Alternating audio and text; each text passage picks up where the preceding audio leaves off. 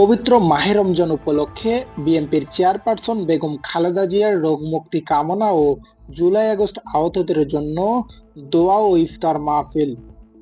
এ ইফতার মাহফিলে উপস্থিত ছিলেন গোবিন্দগঞ্জের কৃতি সন্তান, বাংলাদেশ জাতীয়তাবাদী দল অন্যতম সদস্য ও রংপুর বিভাগীয় কমিটির সাংগঠনিক সম্পাদক, গোবিন্দগঞ্জ উপজেলার এমপি পদপ্রার্থী অধ্যাপক মোহাম্মদ আমিনুল ইসলাম। আপনারা জানেন আজকে এই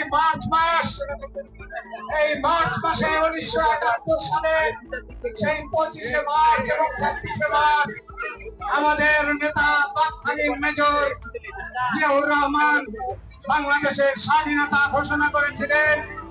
এছাড়া আরো উপস্থিত ছিলেন বাংলাদেশ জাতীয়তাবাদী তাঁতি দলের গোবিন্দগঞ্জ উপজেলা শাখার আহ্বায়ক কমিটির অন্যতম সদস্য মোহাম্মদ জহুরুল ইসলাম সরকার সহ বিএনপির অন্যতম নেতাকর্মীরা। ইফতার মাহফিল অনুষ্ঠিত হয় গাজীপুরের কালিয়াকৈর উপজেলার হরিণাটি বালুর মাঠে।